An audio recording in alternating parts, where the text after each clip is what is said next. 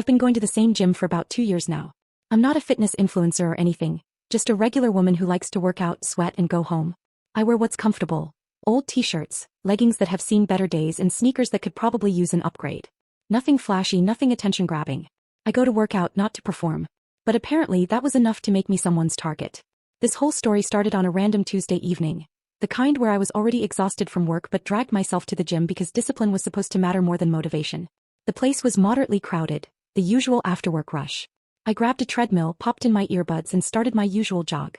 About 10 minutes in, I noticed this group of women near the free weights. They were the Instagram gym types. Matching outfits, full makeup, perfect hair even while lifting. I don't judge people for wanting to look nice, but they had that "we're here to be seen" energy. Every so often I'd catch one of them glancing in my direction and whispering to another.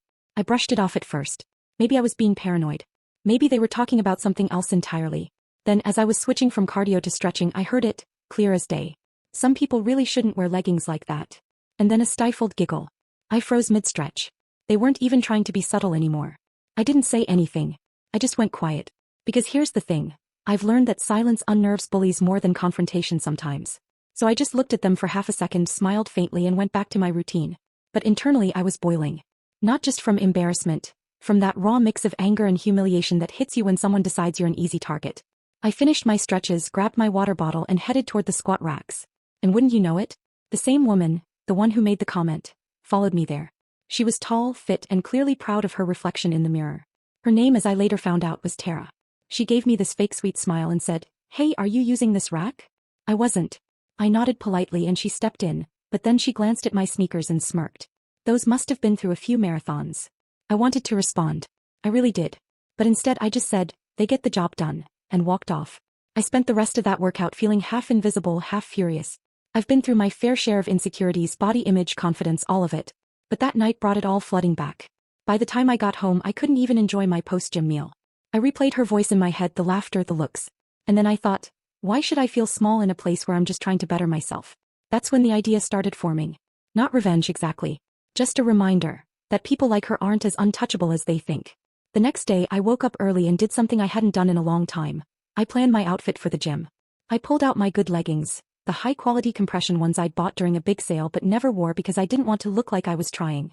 I paired them with a fitted top, tied my hair up neatly, and put on my newer sneakers. Nothing over the top, just clean, sharp, and confident. When I walked into the gym that evening, I could feel the shift immediately. Not because everyone was staring, but because I felt different. More grounded. More in control. And guess who was there again? Yep. Tara and her two sidekicks, doing their usual posing and whispering routine near the mirrors. I ignored them and went about my warm-up. But I had a plan. You see, I'd noticed something about her the previous day. She loved performing near the free weights. She'd do sets with bad form but exaggerated motions, clearly showing off. One of the trainers had to correct her once and she brushed him off like she knew better. That gave me an idea. That night I made sure to set up right beside her. She was doing squats again. Bad squats. Knees collapsing inward, barely hitting depth, all while snapping selfies between sets. Meanwhile I started my own routine. Proper form, measured breathing, clean technique. Years of following YouTube tutorials and asking trainers had paid off. I didn't look at her directly, but I caught her reflection watching me through the mirror. Her expression started to shift. And then, like fate itself intervened, one of the gym trainers, the same guy she'd ignored, walked over to correct her again. "You're putting too much pressure on your knees. You might hurt yourself." She brushed him off, of course, saying she knew what she was doing. The trainer sighed and turned to me instead. "Perfect form as always," he said with a nod. "You should show half the people here how it's done." I swear you could feel the tension. Tara's jaw tightened. She muttered something about finishing her set and immediately switched to lunges. Except she overbalanced on the second one and stumbled. Her dumbbell hit the floor with a loud clang. The sound echoed across the gym. People turned to look. I didn't even smirk. I just calmly racked my weights, took a sip of water, and moved on to the next machine. That's when she muttered, "Show off," under her breath. And that's when I realized, this wasn't about me. It was about her insecurity. I just happened to be the nearest target that night. Still, I wasn't done letting her dig her own hole. The gym had a weekend challenge coming up. A friendly competition where members could sign up for mini strength or endurance tests. Nothing serious, but bragging rights were involved. Tara loved bragging. I knew she'd enter. So I signed up too. The challenge day arrived that Saturday. It was crowded. Trainers, members, even a few people filming for social media. One of the events? Squat endurance. Maximum reps, proper form, under supervision. You can probably guess what happened next. When it was Tara's turn, she went first. Her form was, well, exactly what you'd expect. fast, shallow, all bounce, no control. She hit maybe 20 before the trainer called out, "Half those don't count. You're not going low enough." Her face fell. Then it was my turn. I took a deep breath, zoned everything out and focused. 1 rep, 2 5 and I wasn't trying to show off. I just wanted to do it right. By the time I hit 30, the trainer called it perfect form. 30 clean reps.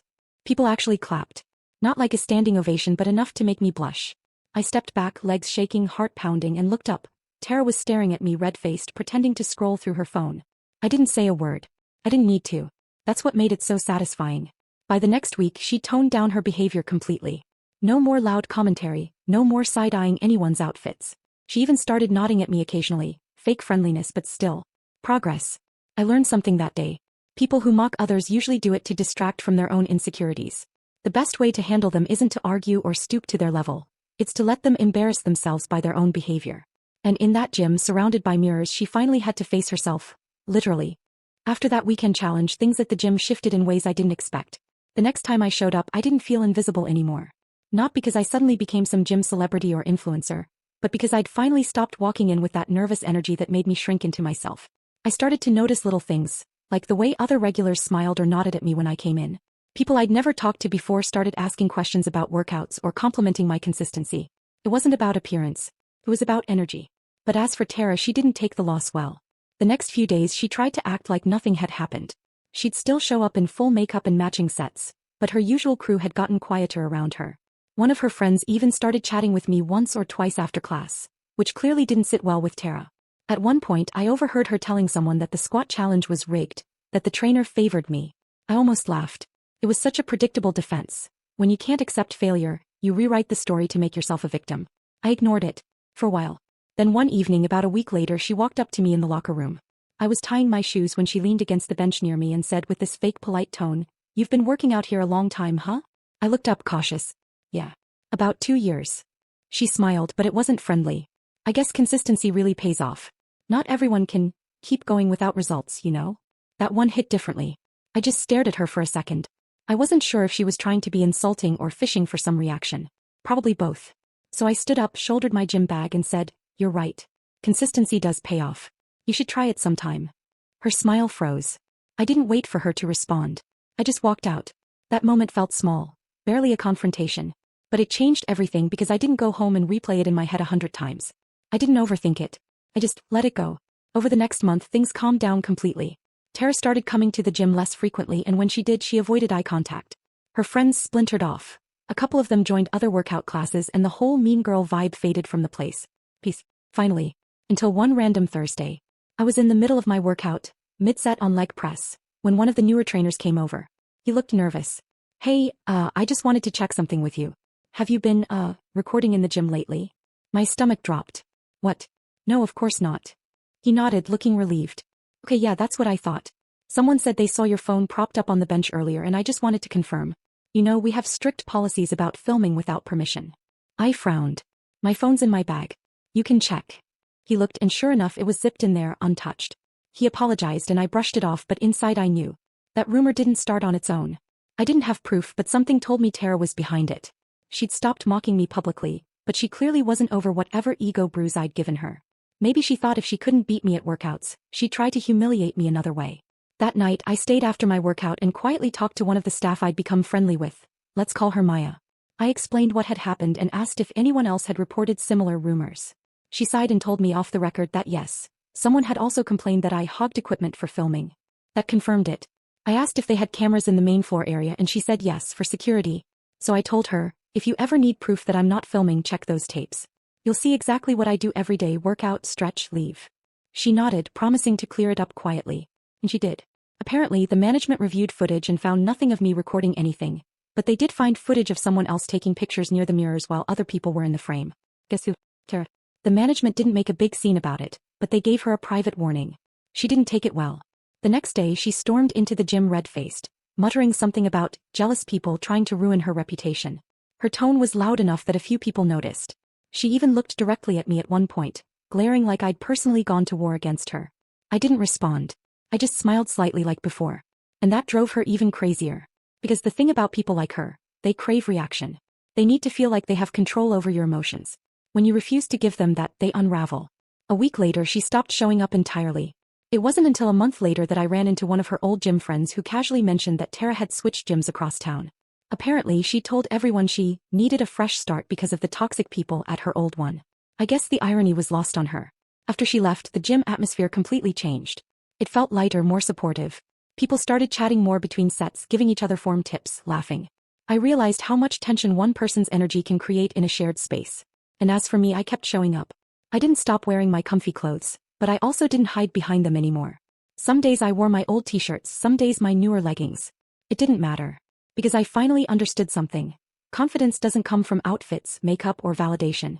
It comes from not needing anyone's approval to exist comfortably in your own skin.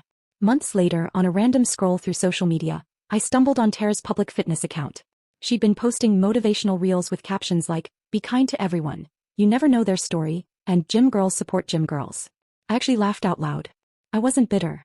Just amused. Because I realized that sometimes people grow, but sometimes they just rebrand. Either way, I'd already moved on. What surprised me most wasn't that she embarrassed herself. It was how much I changed because of her. Before all this, I would have shrunk into the background, avoided conflict, and maybe even stopped going to the gym out of discomfort. But now I walk in every day with my head high, music in my ears, focused on my goals, not on anyone else's opinions. And the best part?